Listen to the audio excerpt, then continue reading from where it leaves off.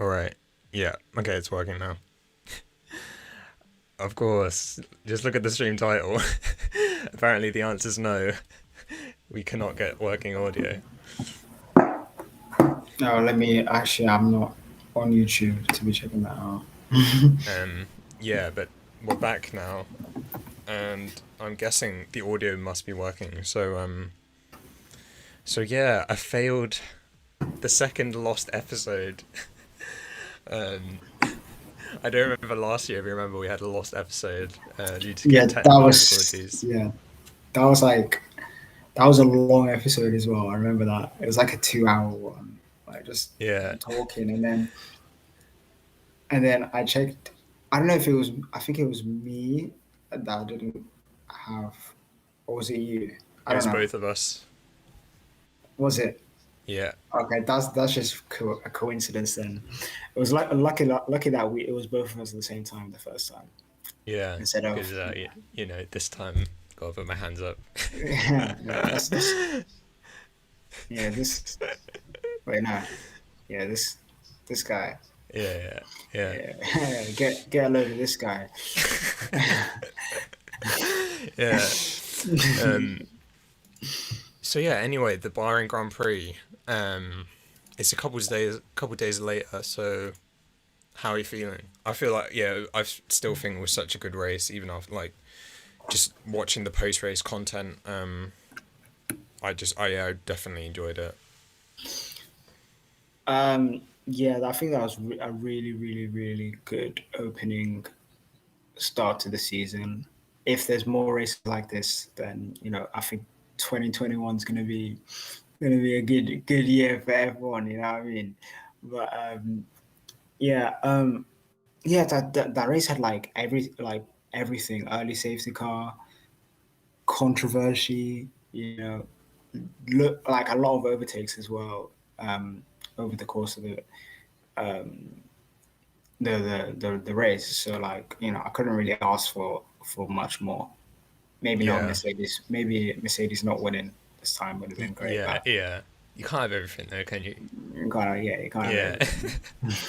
um, I guess just like diving straight into the controversy. I wanted to just I found these videos on Twitter. I think I sent them to you. Just Yeah. of so people have gone into the F1 TV afterwards. Um, that is not what I wanted. Um, yeah, so basically people went into the F1 TV afterwards and found loads of examples of Hamilton running out wide on turn Mm. 4 29 times is what um, the video says. Yeah, that is a bit ridiculous because um, F1's like really clear on like going out of track limits rule, and for someone to break it 29 times before they're like giving a warning, and that's a warning, and he still would have had to do one more to get a black and white flag, and then still would have had to do one more to get a 5 second grid penalty, 5 second time penalty, which is Yeah, if you think about this, he realistically had a few more in it before that 5 second time penalty, yeah, which would have lost him the race. yeah. And also, people found this clip of basically like Ocon and Sonoda battling, and then sort of Ocon going out wide and then still being able to make the overtake into like the next corner.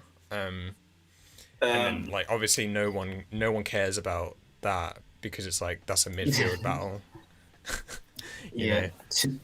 To be fair, the difference between the Ocon one and the Verstappen one, Verstappen overtook him like straight away, and it was like so obvious that Yeah, track and gained an advantage. But like the Ocon one was like he went off the track, but he was side by side with him the whole time, and he just got track position in the end, which yeah, I don't know. It's still technically against the rules, but it's like that one is like kind of you can put it out to interpretation, but like the Verstappen one was like clear, like oh you just can't do that.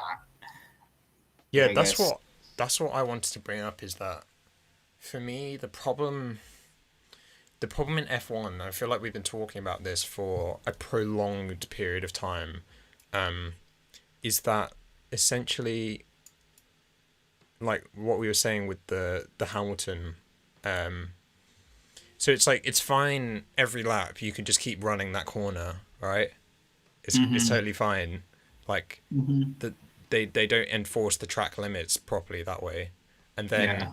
but it's like, oh, an overtake is like, why is that a different case? You know, Yeah. if the racing line is permitted around the outside of that corner, surely you should be able to overtake on the racing line. That's the thing that people on Twitter, for me, have made a good argument about, is why is there always like this like different arguments between the racing line lap to lap and then the racing line when you're doing an overtake. It doesn't actually make that much sense if you think about it. Yeah.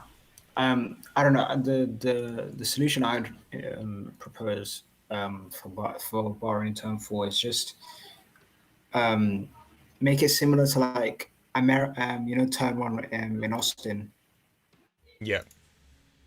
where it's like just a lot wider than other normal corners, and you're just able to like overtake it a lot easier. I guess that's the only like way you can really, really like get rid of that issue, because I feel like people have been going off that corner for years now, and it's just been a part of that track now.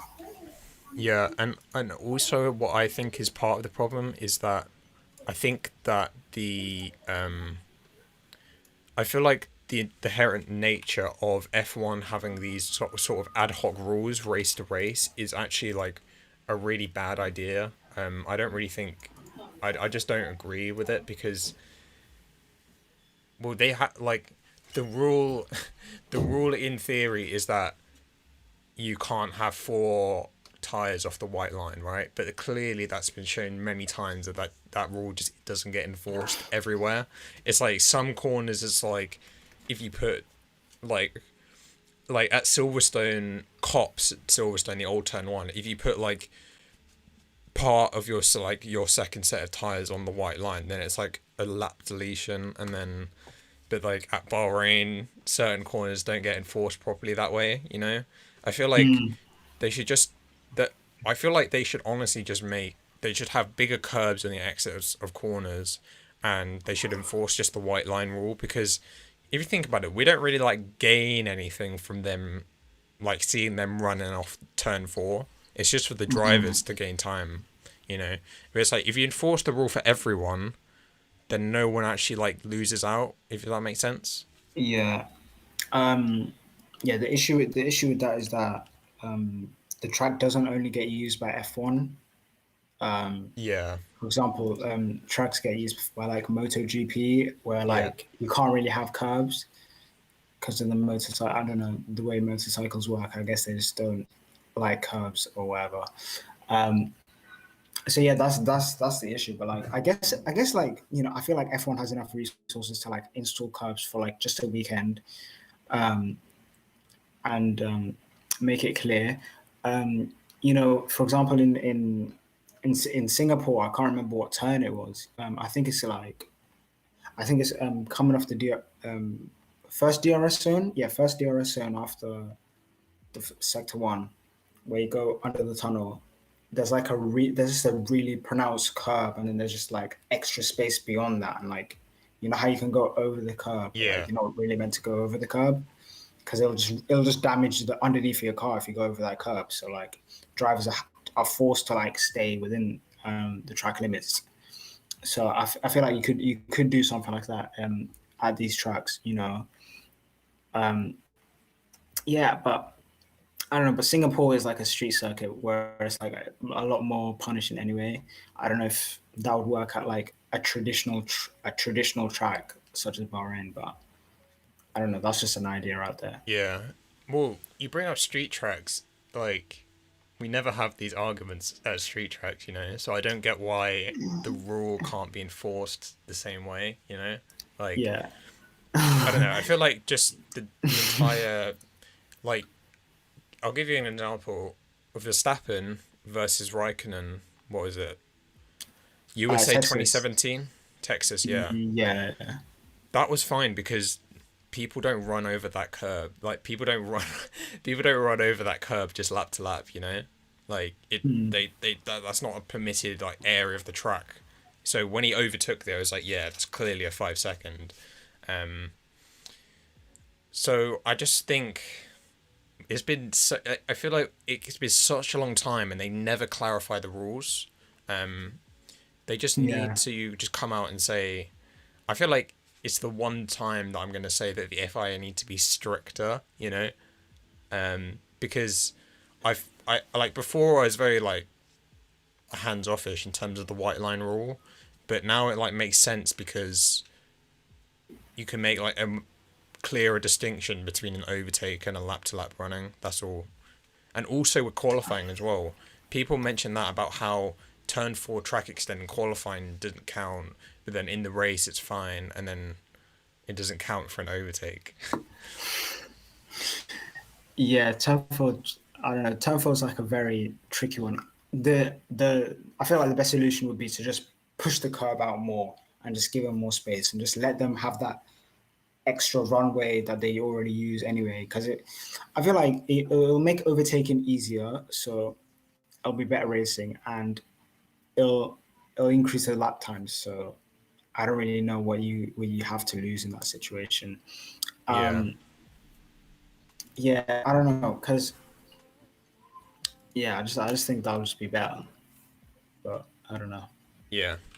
Um, Apart from that, also what I wanted to mention was I know people. I feel like this year people are very excited for the season, which I Mm. obviously am as well. It's great to see, but Hmm. I think that there's still a lot of problems with the cars right now because of what was highlighted by the Verstappen Hamilton battle. Um, the main two things is the tire temperatures and the aero nonsense. You know, like we've been talking about forever. Um, Yeah. I think that was such a disappointment to see that just like literally two corners, Verstappen goes behind Hamilton, and it's just over. It's just over. You know, we could have had a great battle there. Yeah. Yeah, I don't know. I grew up on the F1 where there was like battles every single race where they'd go back and forth with no DRS, by the way. They'd go back and forth, and you know they'd be overtaken at any point of the track. You see, that's the thing um,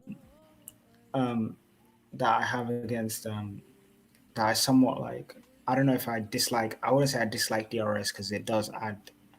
I guess it's artificial racing at this point where like we need it because like if you take DRS away from these type of cars, then we're not going to get any overtaking at all just because of how they're set up. But yeah, I feel like the aero issue, like that's gonna, I feel like that's gonna be sorted with the new regulation. I feel like Pirelli need to make the tires just a lot less sensitive, man. That I feel like that's just the first thing they need to do because how many years have we been saying, oh, Pirelli, the tires are too heat sensitive, the tires are too heat sensitive, the tires are too heat sensitive, and now we're just having this conversation again where like we were kind of robbed of like a 3, 4, 5 lap battle we could have had. Instead, it was just like one fleeting moment in the entire race, and it was like, oh, yeah, I guess it's done now. You know? yeah, yeah. Um, Hopefully the rules for next year do change that, but I definitely feel that like people. I think because Mercedes have been nerfed so hard compared to last year and Red Bull have improved, I think people are forgetting like there are still a lot of issues in F1. I think if like Hamilton was Mm. just winning this season and then that happened, people would be a lot more outraged about it. I don't know because I I I really was not. I was quite disappointed in that because imagine that like 3 laps to the end, two title contenders going for a race win. Like that's literally why we watch F1 is to see moments exactly like that. You know. Um, Mm. yeah. Um, I guess moving on. I just wanted to. Who did I want to talk about? I wanted to talk about Sergio Perez because Yeah. um yeah, he I saw this tweet and I was just very I was very impressed by Sergio Perez. What did you think of him? That was just that was a performance by Sergio Perez. Look, I've always been a Perez fan since day one. I've been there since day one. But now, okay, um, I don't know. Perez, he started from the pit lane. Obviously, he had his technical issues at the beginning of the race. He had a bad qualifying, but he bounced back from it. He went from basically dead last to fifth, yeah, fifth. So decent points for Red Bull, decent points for himself. I think one thing I will say, I don't think any of the other Red Bull junior drivers would have been able to do what he did um, in that race. And yeah, he just put on like an overtaking masterclass where he just overtook cars like every single lap. You'd see him in that Now, the little cancellation of box the Australian Grand in Prix the brings another blow to the racing time industry sheet after where the Asian Chinese yeah, Grand he'd just be overtaking someone into turn one or turn four, and yeah, like I guess his experience really showed because you know he's there's just something. There's just a lot of about Perez where you can be like, yeah, I like how this guy drives. Just a lot of aspects about how he drives is just like really pleasing, and yeah, I'm like really happy that now he's in like a top team where like he can really like where we can really see where he belongs on the F1 driver hierarchy because he's been like stuck in this midfield battle for like most of his career now, like greatly outperforming it. Um, by the way, he's won one race in a technically a midfield car. He should have two. Malaysia 2012, we'll never forget. But yeah, I just hope that F1 come out with a YouTube video where they just show all his overtakes because they usually do that when someone does a lot of overtakes, so they should do that. You know, you should Yeah, do that. yeah. No, I feel that. I feel that for sure. Yeah, I, I think this like race highlights the entire reason why Red Bull brought on a driver like Sergio Perez. Um, Mm, I think also. Wait, no, I won't go there. But yeah, I think I don't think I mean like I don't think Albon or Gasly would have been able to do that. I'll say that. mm, Like, I don't think any of the 2 years of performances from Albon and Gasly, like those 2 years combined, um, I don't think there was a performance ever like one. I don't think I can name one that was as good as that. Um, and we're only into like the first race, like Sergio Perez's first race. Um, but I guess it is also maybe fair to mention that maybe this Red Bull is better. Uh, but yeah. I feel like I don't think it really is. I feel like it's just as good as last year. Like all the work they went into putting was to keep it like as stable as last year. No, I wouldn't really say it's like better. But that's just me, just like as a kind of layman viewer. Yeah, I was so impressed. Yeah, I disagree with that statement about the car. I feel like this car's like significantly better than the one from last year. Because I remember at the beginning of last year, we were all like, "Yo, what the hell's wrong with this Red Bull? Like this Red Bull handles really badly. Like it just doesn't look stable at all." And then I feel like this car just looks so smooth. I don't know if it's the car or the drivers, because obviously we do know that the car is kind of suited to Verstappen's style, and I guess Perez is just a really smooth driver. Just the way he drives is just very smooth, with the way he goes into corners and exits and all of that. Like it's really like good. So I don't know if it's just Perez like just being more experienced than Gasly and Albon and like driving a number of different cars or of different versions of the same car. or of the same team, I mean, and just being able to use his experience to just apply it into this car, or if the car is just better. Yeah. I Yeah. guess we'll just have to see at some point. I think also for Red Bull, like optics for this is definitely important. I think Red Bull were like not impressed by seeing like a Red Bull flying Alpha Tauris last year. Yeah, Just in yeah, terms of like a marketing branding perspective. yeah, I remember Nürburgring last year was a horrifying race for like Albon. He was like crashing into Alpha Tower like Gasly and just like no pace. Yeah, I don't know. yeah. I would. I am still a fan of him personally. I would really like to see him back in F1. I could see him maybe in like a Williams or a Haas. To be honest, like that's the only place I could see him going. But yeah, maybe a That's development that's driver role as well, like very that's, Kvyat-esque. I don't know. that's really brutal. You sent us into death right there. But with either of those teams, but yeah, no, I feel like Albon has a place in F1. You know, Kimi Raikkonen is retiring soon. Obviously, I feel like that Kimi Raikkonen seat is just set for a Ferrari driver anyway. So Yeah. I don't think he's going to get that. But he could be eyeing up that Alpine seat, Mm. Alpine seat. Yeah.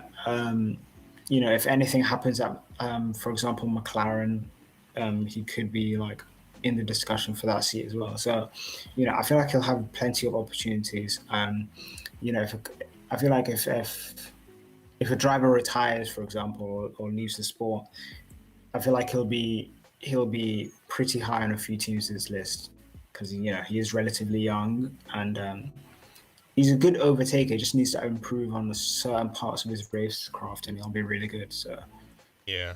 Yeah. Um. I guess the next the next like big thing from the the from the Bahrain Grand Prix is the just HAAS. That's all that has to be said is HAAS. Obviously, it had Mazepin in qualifying. my Just I don't know. Like he first of all he ruined Vettel's lap, and then Vettel got a penalty for the double wave flags caused by Mazepin. Mazepin during the race, 3 corners in, just a disaster. And then, yeah, Yeah, I don't know Mazepin. I want to give him the benefit of the doubt somewhat because I've seen Mick Schumacher also spin a number of times in that car. I don't yeah, know. I feel like that car is just really really bad, but at the same time, like the qualifying thing is just unforgivable for me. It's just really really unforgivable for me. I just because he first of all he was like at the back of the queue and he just skipped Ocon and Vettel, went booming down the pit straight. DRS open. This guy's like, yeah, I'm gonna put a lap in. Turns and just spins on the first. Not even he wasn't even through the first corner. He just spinned on the end of the pit straight, and you could see this HAAS in the way of all the other cars. Like it's in like your frontal vision. You just see a HAAS, and then all the other cars coming down, all the other cars coming down, and then we're just like, yo, what the hell is this? And then Vettel goes past it and gets he gets a 5 grid penalty and 3 points on his super license, which is yeah, which is pretty harsh, all things considered. Because he did lose time in sector one, so I don't know if it was like, oh, you didn't slow down enough, but like what can you do in that situation, man? I feel like I feel like drivers should be given a second chance on yellow flags. Like it's just not fair at that point, man. Especially on qualifying, because yeah. realistically you could just do a Nico Rosberg at Monaco if you really wanted to. Allegedly. But we know what he did. We know what he did. Yeah.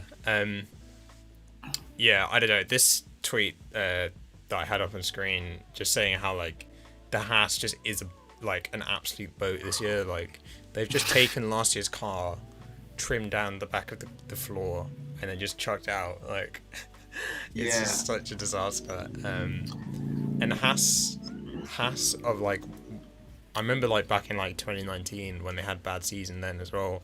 They were just like, yeah, we don't care about the tire temperature issues. We're just going to design the car the way we want. And yeah, I don't know. I said it in like the last episode, I think. That just, I think Haas need to kind of re-evolve into like a standalone team now. I don't think the Ferrari model is actually going to work properly in the future. But yeah. Yeah, the thing is about Haas. They came in as a new team and were very successful for a new team, and everyone was just, everyone can like point at like how they were successful and stuff, but they were very reliant on Ferrari in their first few years. Even to this day, they're still reliant on Ferrari. For example, you could look at the 2018 car. It's just literally the 2017 Ferrari, and it's just like a literal copy. They had Ferrari engines when Ferrari was like the best engine in F1. So like, what does that really prove? How good does that really prove how good the team is? They had two veteran drivers in Grosjean and Magnussen, and you can say what you want about Grosjean. He does like put in solid performances when the car's good. I don't know. He's just got like one or two shithouse moments in him. Is what I'd say. Yeah. Just like Yeah. he's just got like a few safety cars in him per season with Grosjean. But like he's a good driver. Like when he was driving for Lotus, he was getting like consistent podiums. But he's got Belgium 2012 in him, just like taking out Alonso and Hamilton. That's the thing. That's the thing with Haas is that as a new team, they definitely relied on sort of experience a lot. Magnussen and Grosjean, not more Gutierrez. You could just forget him. Like he's just a footnote at this point. Like Magnussen and Grosjean had a lot of experience, so I feel like that maybe boosted the team's definitely like ranking. And now that they come in like two rookies in one season, which I think looking back on it was definitely like a horrifying decision to make for a team like Haas.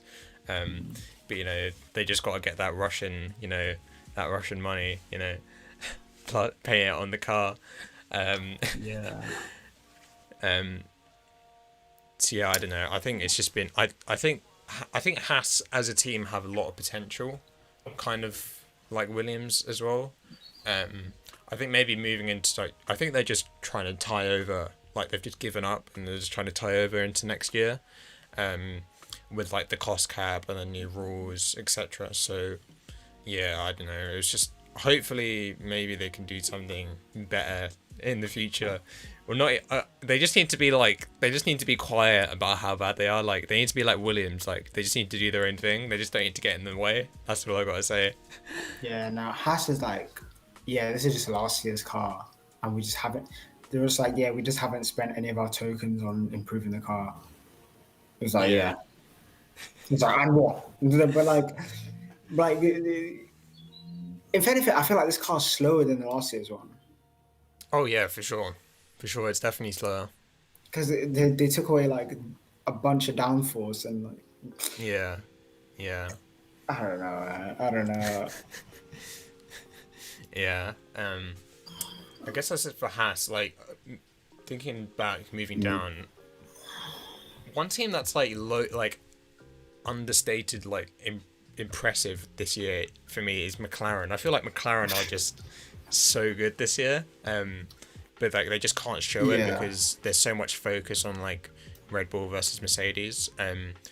Like the McLaren looks like on track, it looks really well planted, and they've got the Mercedes engine, and they've got Ricardo, who's like very positive about like the entire project.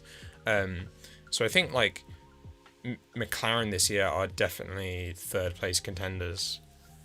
Well, Yeah, I don't know if I would have guessed like third place for them at the beginning of the season.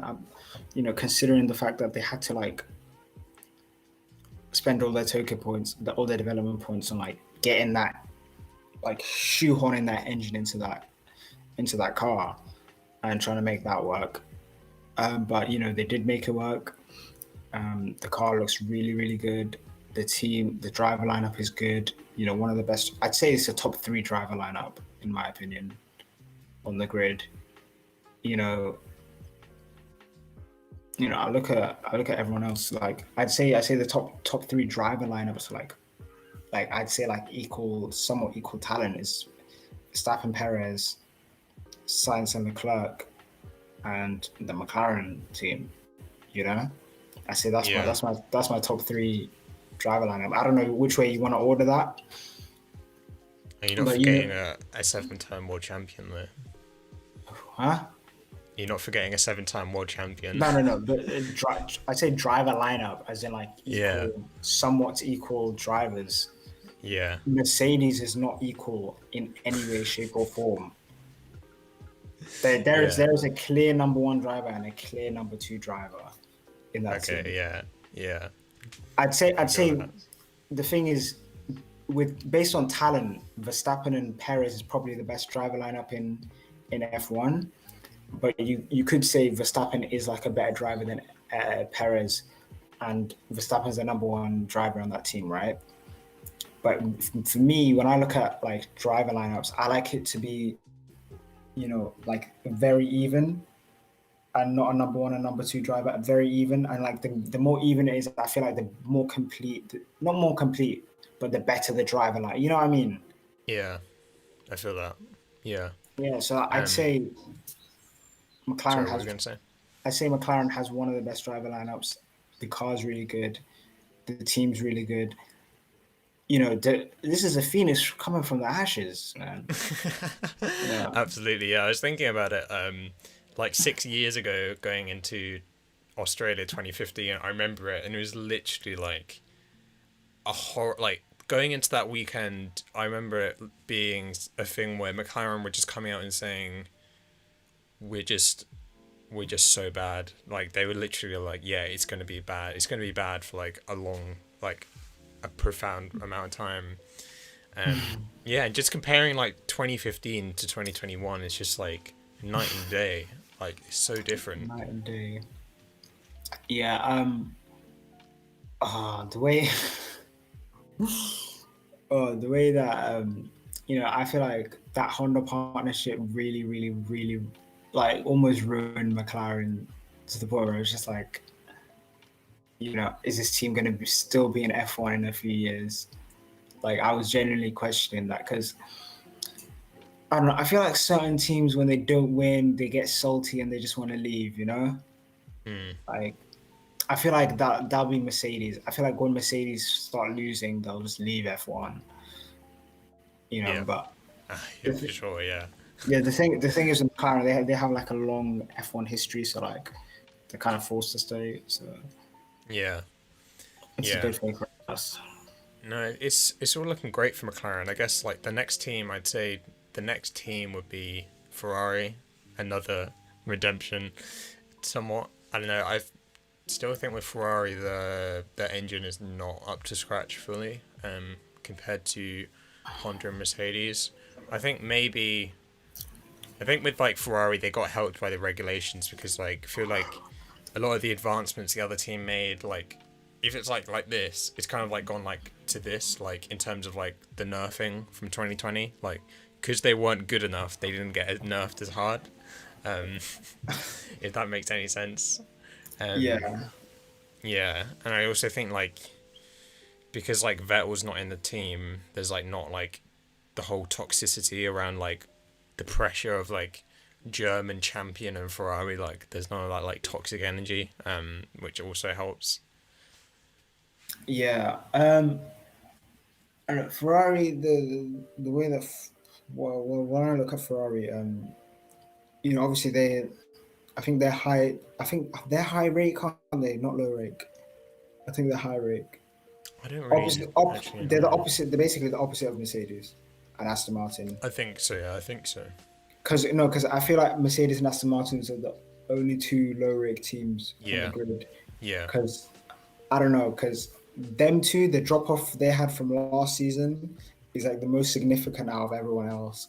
And I feel like everyone else took like a slight step forward, and they just took a massive step back, and everyone just caught up and swamped them. You Yeah. know, This not it's like Mercedes, because I saw Mercedes so were many like so far memes. ahead. I saw so many memes about like the low rake, high rake thing, and it is so true. Like the two biggest teams you'd have to say that got nerfed were definitely Aston Martin and Mercedes, because even though Mercedes like are fighting for the championship, they were so far ahead last year that Yeah. yeah, yeah. Um. So Ferrari, what were you saying? Yeah. Ferrari. I'm just not convinced. Like, it's really like positive. Like what I see, like the way they're building the team back up. It gives me like 2015 vibes. Not 2015, but like 2015, 14. No, 2015 and 16 vibes. I mean, where like it was like a building block to go back to like becoming a championship contender. Um, yeah, I feel like they're just screwed by the engines. I just feel like they're just screwed by the engines because like it's the engine freeze and they can't really develop their engine. But Ferrari, they're developing that shit. Like, let's be honest. But like Ferrari have like a layer underneath. Where's their factory? Maranello. So yeah, underneath Maranello, there's like a bat cave where they're developing like engines, and I'm telling you, in like 2 seasons, they're gonna be championship contenders again. I don't know what they're gonna do. They're just gonna, bro. Ferrari be cheating, man. Come on, they be cheating. They're Yeah, gonna they're gonna break the rules. yeah. Allegedly, of course, in Minecraft. Um, yeah. I don't know. I think I'm not like I kind of from Ferrari, to be honest. I kind of just I get McLaren and William energy from them, where it's like I feel like a lot in sport, even in football, things like this. I don't know how you might react to this, but like I kind of like Manchester feel like United. yeah, Ferrari are like Manchester United, like where it's like I feel like a lot of their name A few gets years like ago. all of their name gets put in history, not necessarily about like what's going on right now. So I know, yeah, I get like McLaren and William energy from them, where it's like I can't see them. It's like if you look at Williams, yeah, if you look at like their history, it's like championship winning team, etc., etc. But it's like you have to be more focused on like the here and now, I guess. And I think like the only way that like Ferrari will be like true contenders is that they are able to like get the best aero and chassis overall like by far for next year. And then you'll be able to say like they'll be able to do like an old Red Bull thing of like back in 2012. It's like, yeah, the engine doesn't really matter because like we're able to like use our aero to help us like in the straights and in the corners as well. Yeah, I don't know about that. I will say that Ferrari. I feel like when it comes to like developing a car, obviously, I feel like 2019 was definitely the wrong direction in like where they went. You know, but pre 2019, I'd say they were like up there in like the aero department with Mercedes. In some like 2017, I feel like they were definitely better when they were making like mid-season improvements. Um, but obviously, what went on in Ferrari after 2016, which was like they came third in the constructors, and they considered that an unsuccessful year. So they reorganized the whole hierarchy and like how to develop the car and stuff. And then it was like significantly better, and that's how they became championship contenders. 17, 18. Yeah. They reorganized the hierarchy again because that method got tired. So if this method has any form of like success that the old method had, they might like be championship contenders in a few seasons. But I feel like the main thing that's holding them back is the engine. I feel like if they get the engine on slightly less than Mercedes or Hondas, if it's like slightly less, and they just make the car really, really good, I feel like they're going to be, tough to beat. Yeah. But yeah. Hopefully, yeah. And also, what you have to consider with Ferrari is like also a lot of like the sort of personnel extra things like strategy, which I don't know what I feel like we don't really like know about that as much because they're not fighting at the front. I feel like their strategists aren't race winning, like we always known with Ferrari. But yeah, I guess one team maybe need to talk about is Aston Martin because in our preview we were very optimistic for Aston Martin. I think maybe a little too optimistic. I'm not too sure how it's going to go for them this year because look.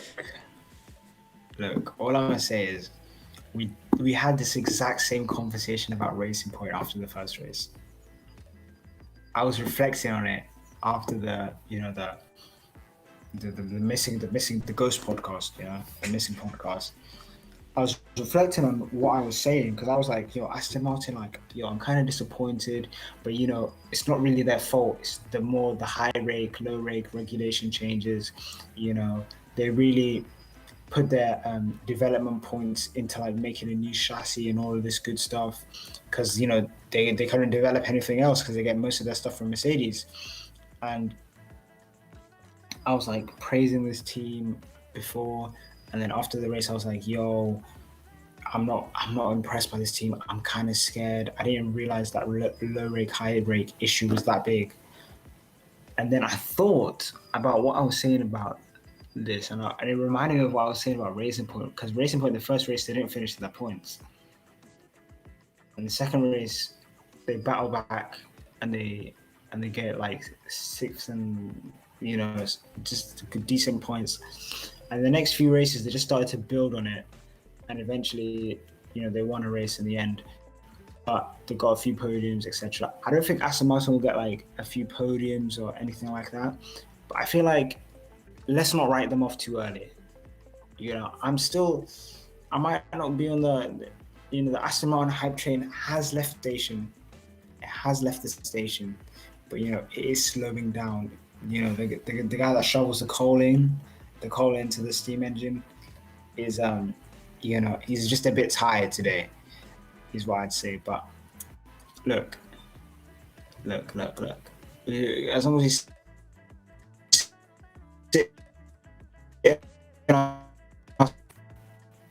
and I talk in cryptocurrency. yeah, I think it's going to be the same this year. Like, I kind of see like McLaren Mercedes as like McLaren versus Aston Martin as like the same as Red Bull versus Mercedes. Like, it's going to be very track dependent. Similar to when we were in like 2017 and we were just talking like track to track, like who's going to do well here, this, which would be like interesting to see, I guess. I think also, I know, like Vettel this race didn't have a good race. When you look at it, I don't know. He was battling a bit with other drivers, but then he obviously had like the crash with Ocon.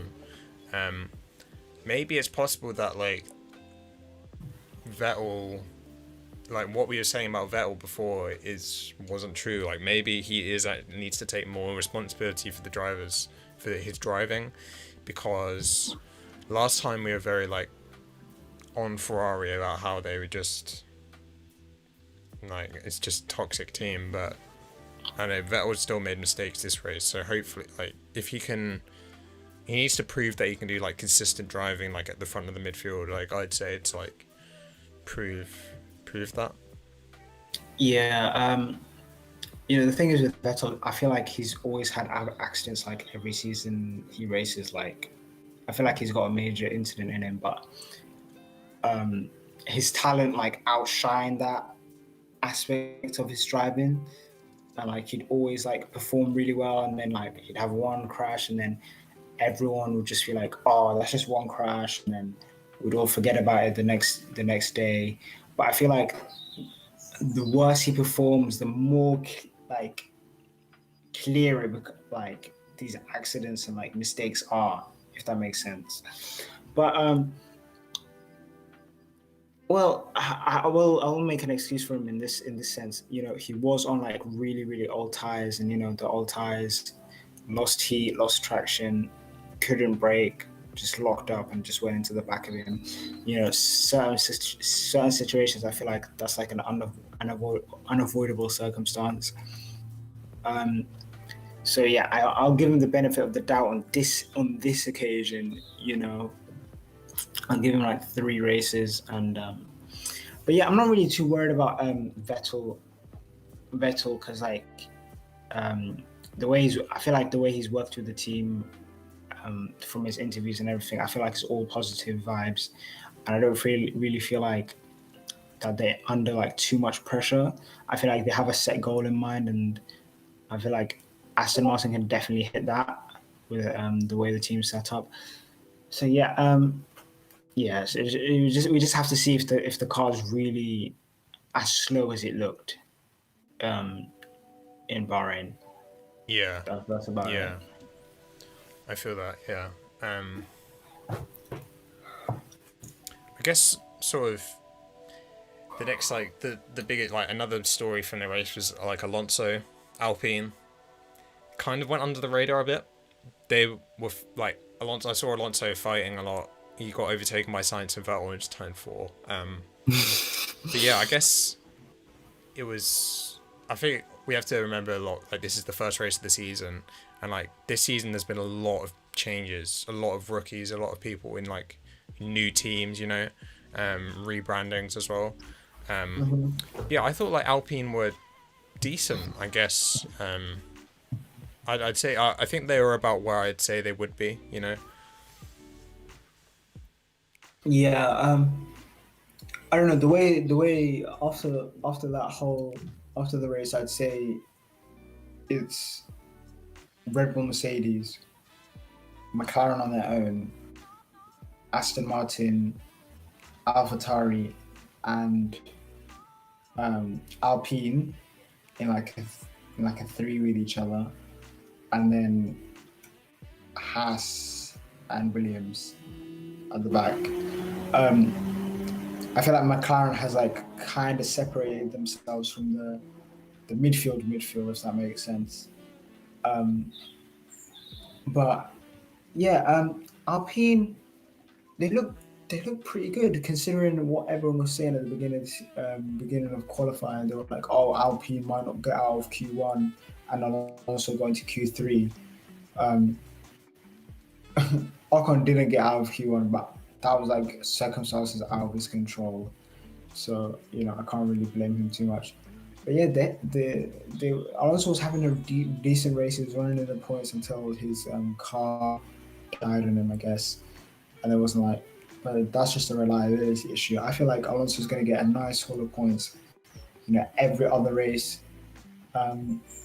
Yeah, I feel like I don't know if they can build a championship winning team for Alonso or not, but I hope he gets to contend at some point. Yeah, yeah. I really want to see from Alonso him putting like some 20 like his his second McLaren stint and like Ferrari, like maybe 2012, 2013 Ferrari. Like I want to see him to put in some like immense performance that like outperforms the car. That's what I really like from Alonso. It's not necessarily like to see him winning or like battling. It's I like to see him like outperforming a car. That's what I really find interesting. I really feel like we could maybe see that this year. If like Alonso is actually the same driver as he was in 2018, Yeah, I agree. Yeah. Just like one final team I wanted to talk about was AlphaTauri, because they kind of had like a weird weekend because it was sort of, they were like good and bad in the same weekend. They had like a great qualifying. Gasly had a great qualifying, and and then Gasly like had that whole incident with like the front wing and everything, retired, I guess. Yeah. Yeah. But then Tsunoda put in like a great performance on the Sunday. He was able to get into points, you know. AlphaTauri are like a really interesting team this year. Yeah, I think I said it in the preview, but they have made like great performance upgrades. But it's gonna, I think like AlphaTauri's key point will be like consistency weekend to weekend, which I don't think they'll have. I feel like it's just gonna be like sparks of like different out performances, maybe even a race win, you know. But no. What do you think of them? Monza.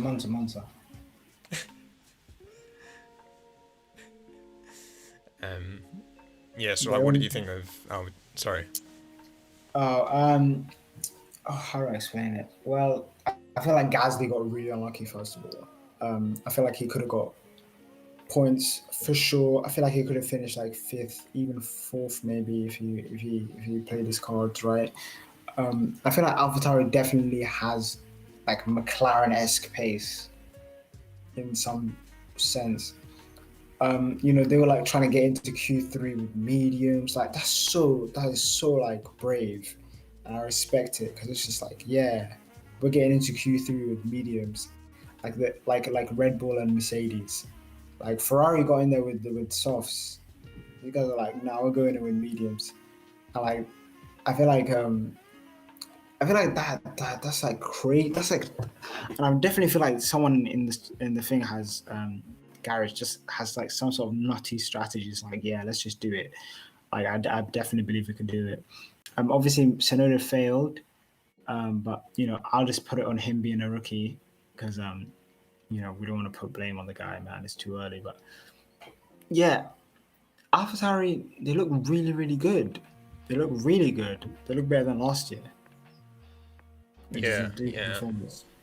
Yeah, I feel that. I feel like for AlphaTauri, it's gonna be Gasly or Tsunoda on particular weekends putting in really like outstanding performances. I don't see them as like McLaren and Alfa and Aston Martin and like Ferrari. I see them as like constructors teams. Like they're going to be able to like get a bag of points on a consistent basis. I kind of see like AlphaTauri as just like a plucky team that just like put like a spark of a performance every so often, you know. But like I feel like they'll be more prevalent in our minds because of that. It's the same as like AlphaTauri last year, how like Gasly got a win and then like they still got like what, sixth in the constructors, right? Fifth? Yeah, that is insane. That is insane. Yeah. I don't know how they did that. Yeah. That'll be an interesting one to look out for. Yeah. One other just like tweet that I saw, I think from WTF1. Yeah, I just wanted to highlight just F2 this weekend. I really enjoyed F2 this weekend. What do you think of it? Yeah, F2, if you want to have exciting racing, go to F2. Don't go to F1. I'm joking. I feel like F2, how do I say this? I feel like F2, like, this season, anyone can win. I feel like they got rid of, like, a lot of really good drivers this, last season. So, like, you don't really know who's going to win. I feel like it's up for anybody. You were saying that it's all about consistency and who can, like, get consistent points from the sprint races and the actual big race. Yeah, like the new format I think is just so interesting. I really am a fan of it because it's kind of like going to see like who can like balance out over the weekend like as the best, you know, because it might not necessarily be the winners all the time that are actually going to like fight for the championship because the way that like the grid gets reset all the time with the feature and sprint races. So yeah, I guess like what were you going to say? Sorry. No, I was just agreeing with you. I wasn't going to say. Yeah. Sprint race 1, we had, what was it? Liam Lawson, Deruvula, that's going to be a story. 3 Red Bull Juniors in F2, which is like the most, I think, because Red Bull really have shifted focus back into like GP2, F2, because they used to be like obsessed with Super Formula, but like I think they're back on the focus for F2.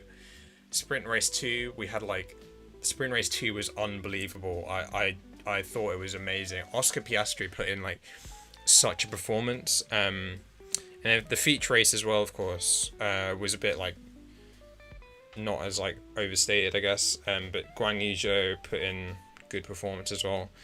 Guan Yu Zhou, that's my guy. Yeah. That's my guy to win it.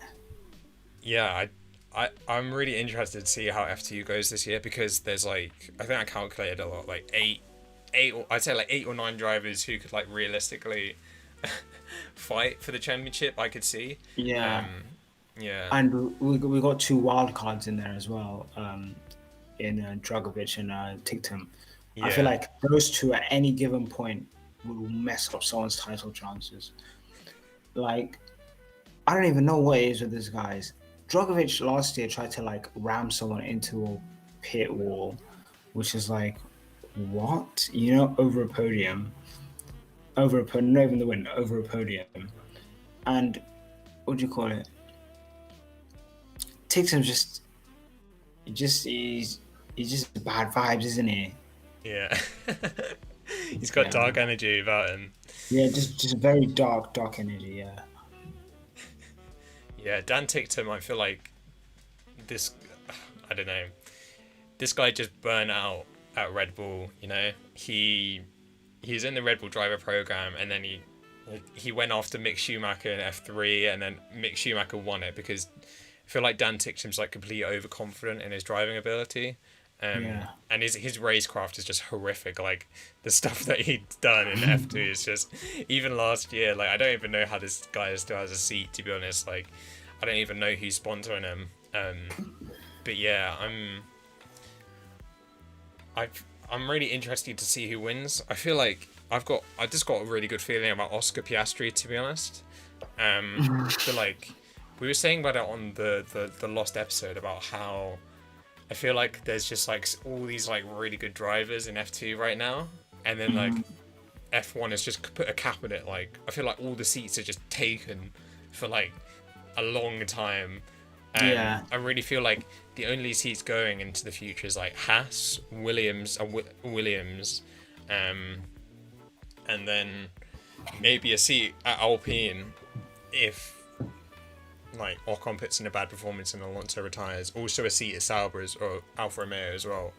But yeah, I feel like drivers. for Ferrari drivers, exactly. Yeah. Mercedes. I don't know what's going on with It seems like the Mercedes young driver program is completely dead in the water. Yeah, that thing is well literally dead. Yeah, it's just George Russell at this point. They had Ocon as their as a young driver, and they just like let him go for nothing. Yeah, basically. Pascal Wehrlein as well. I'm never gonna forget what they did to him. Yeah, so I think that's about everything from F2 that I can think of. Yeah, I really enjoyed it. I guess Imola will be the last thing. Like, what are we thinking of Imola for next? In 3 weeks' time. I honestly do not know, man. What was my prediction? Oh yeah, I predicted a Red Bull 1-2, didn't I? I was like really brave this time. I said Verstappen, Perez, Hamilton, fastest lap Bottas, and then for F1.3 I predicted Ricardo,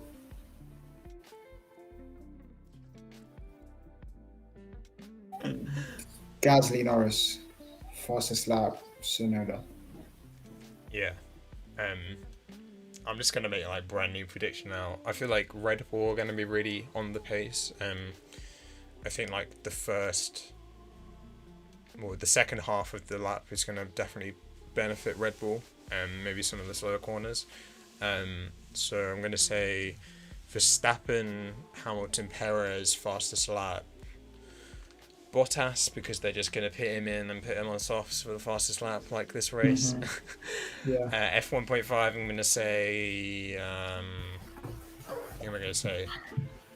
I'm going to say Ricardo, Gasly, Vettel, fastest lap, Norris. Yeah, I think it could. I think Imola will maybe show some of the problems of like these cars again. It's not like I don't see it as an overtaking track, really, to be honest.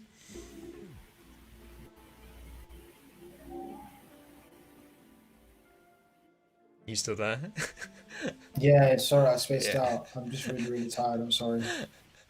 No, it's all good. Oh wow. I was just saying about Imola. I don't think it's going to be Yeah, like a very exciting race. yeah. Nah, I don't know. The way the track's set up is just very narrow, not really overtakey. And it's like I feel like it's a track where it's like difficult to follow people as well. Um, I feel like it's somewhat similar to Spain, but I don't know. If Yeah. it has, it looks similar to Spain on like the map. So I'm guessing like that must have some sort of um, you know downforce effect or whatever you want to call it. But yeah, I'm looking forward to it. More F1 for me. Can't really complain unless the race is shit. Hopefully it's not shit. Yeah. I think it's going to be really important for the championship that Hamilton doesn't get a race win and like that Red Bull start to build momentum again. Oh yeah, what I wanted to say about Red Bull this race, just an added thing, is that I feel like every time Red Bull lead a race, they hand the ball like the strategy power to Mercedes to manipulate the race. I don't know why, Yeah, but Red Bull never seemed to like grab the strategy. From races, it was Hungary 2019 last year where they did the exact same thing. it's Because 2019, in the race, 2019. we saw how like Verstappen didn't pit in. He didn't At pit all. in to cover the undercut, and I feel like that's really where they lost the race, personally. So yeah, that was just a thing I remembered to say. But yeah, I guess that's everything. You're falling asleep, so Yeah, I'm so sorry. no, it's all good. Yeah, Yeah, that's I was about on the it. train for a long time. This is the first time we had a working stream, I think, so make it progress. This week is also going to be up on audio platforms, Spotify, iTunes, etc. So if you're listening by any chance and you listen to the whole thing, thank you so much. Give us a favorite Yeah, really or appreciate rating. it. Yeah, Yeah, really appreciate it. yeah. So thanks everyone for watching. And we'll be back. We'll probably be back again for before Imola. Maybe. We'll see. But yeah, thanks very much.